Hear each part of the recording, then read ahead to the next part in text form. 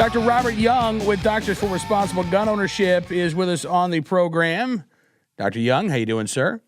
Oh, good. I could scarcely hear you over that bumper music. I know. Well, listen, we're talking about loud noises, so we got to play a little heavy metal. And my mom, as I was a child of the 80s. I remember my mom telling me to turn down my Quiet Riot and my Twisted Sister. I wasn't allowed to listen to Motley Crue while my mom was home. I had to wait till she left. But, look, and I'm sure that had I continued listening to loud music, I probably would have permanent hearing damage.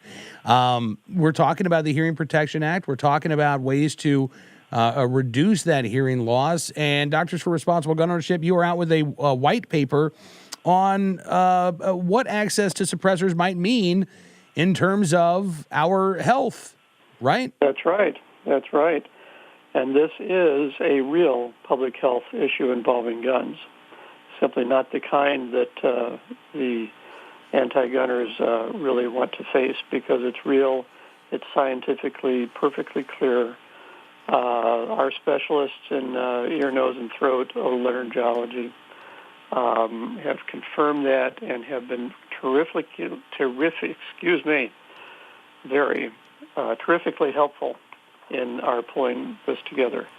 I really hope I'm sure you have, and I hope people will look at the white paper itself. It's full of medical science, but I think it's written in a way that anyone can understand. The bottom line is that noises are measured in decibels. At 120 decibels, which is about the sound of a car horn if you're standing 3 feet away, you will hear the same intensity of sound as, say, a 22 short or so, unmodified. Mm-hmm. And the noise from firearms simply goes from there up to even over 170 decibels. And people need to understand that every decibel increase is a doubling of intensity. So 120 decibels is also the level at which we think people are safe from short exposures. That is, a short exposure will not permanently, irrevocably, and instantly damage their hearing. Higher noise levels will, and that is to say, almost any gunshot fired without any hearing protection. Well, I can tell you on those rare occasions where I have not shot with hearing protection, it hurts. I mean, it's loud, and you'll have ringing in your ears. And that was, one shot. That was enough to make me realize, got to cover up my ear. But you in this white paper, you say, because one of the arguments against the Hearing Protection Act that we're hearing from anti-gun activists is, well, you don't need it. Just use muffs, right? Just use ear muffs, just use ear protection, and that's sufficient. But you actually cite a study by Matthew Branch, MD, in a study called Comparison of Muzzle Suppression and Ear-Level Hearing Protection and Firearm Use. He found, quote, all suppressors offered significantly greater noise reduction than ear-level protection, usually greater than 50% better. Noise reduction of all ear-level protectors is unable to reduce the impulse pressure below 140 decibels for certain common firearms. An international standard for prevention of sensorineural hearing loss. Quote, modern muzzle level suppression is vastly superior to ear level protection and the only available form of suppression capable of making certain sporting arms safe for hearing. It's better than hearing protection. That's right. Cam, I couldn't have said that better myself. Well done. This is the best hearing protection available. If you put on earplugs along with earmuffs, you might approximate almost that level. But there are two other issues that are very important here too. Number one, if you're using a suppressor at the source of the noise, everyone around is protected from the noise. If you're just using your own ear protection, you're being thoughtless about everyone else. Mm-hmm. Of course, it's hard not to be thoughtless because they're so hard to get. The other thing is, if you want to make it really super safe, then you can wear earplugs, earmuffs, as well as a suppressor. Now, the problem then is that you can't talk to anybody around you who may be shooting, may not be shooting. But that is in itself a safety risk on a gun range or anywhere you're firing firearms along with other people around. You need to be able to communicate about what you're doing. So on those three bases, effectiveness, ability to communicate, and protection of everyone within hearing distance, suppressors are unexcelled. You also cite in this white paper research from the Centers for Disease Control, which I find fascinating, Dr. Young, because we're told all the time, first of all, that the CDC can't look at anything related to guns because the NRA won't let them. Clearly, that's not the case. A September 2011 report entitled Noise and Lead Exposures at an Outdoor Firing Range in California. And what did the CDC have to say about suppressors? Oh, the CDC likes them. The CDC really nowadays is interested in anything that helps people be safer. So they measured this stuff in California, and they found that 160 decibels and up are routine noise exposure levels at gun ranges.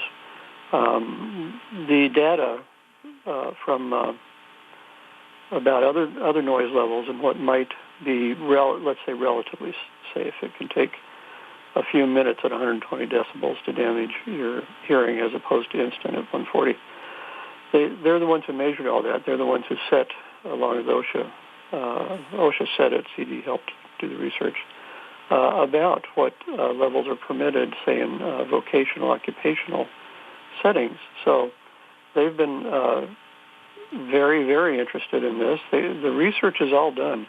This is what people like to call settled science, science that has very little further discussion or valid criticism out there at all.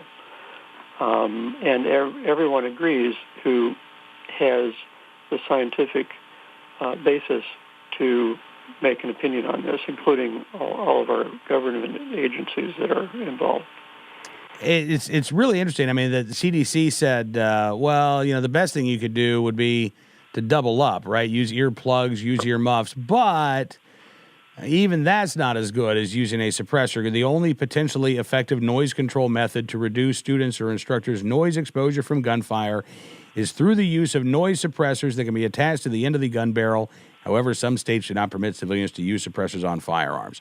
So all of this talk, Dr. Young, about how this can't be about hearing, it's all just about selling silence, all just about, the gun lobby wanting to make more money. That's not borne out by the science, as it turns out. Well, I would say I have no idea where that talk comes from, but it comes from people just wanting to maintain their agendas of limiting the value and opportunity in the shooting sports, really.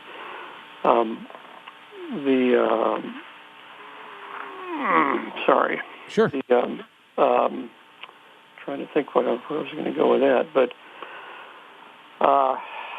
well, I think you're right about the agenda and the fact that this is about trying to limit access to the shooting sports. I mean, these are the same folks who say that they're not anti-Second Amendment, they're just in favor of gun safety, but their idea of gun safety seems to be don't own a gun.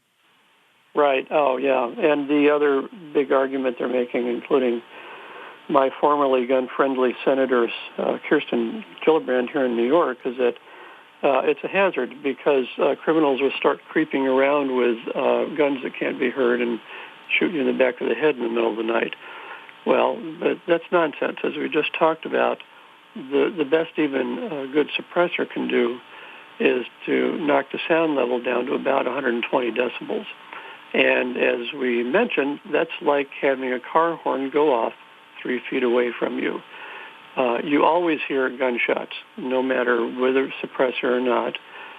It was interesting. I saw a brief item just a couple of days ago quoting the CEO of ShotStopper, which is the popular microphone system that is up on many street corners in big cities now, trying to triangulate the sounds of gunshots for crime enforcement work. And he said that while we've had never tried to set our equipment to pick up suppressed gunshots, we've already seen that happen. And I'm perfectly confident that we can make adjustments so that they will be picked up just as well as any unsuppressed gunshot. In other words, again, there is just no question about this.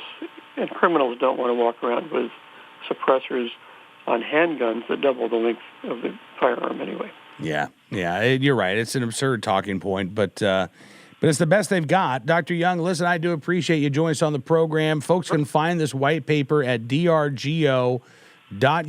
It is available. You can download it, and I would encourage folks to do so because it's obviously this is a lot of information, Dr. Young, we're probably not going to be getting from most media outlets out there. Oh, no, we are, and this is on its way to Congress, initially the sponsors of the Hearing Protection Act. And we hope it's a resource to anyone who's asked questions about this subject. Anything you need to know about it is right here in our paper. Thank you, Cam. Hey, thank you, Dr. Young. Look forward to doing this again very soon. My pleasure. Dr. Robert Young joining us.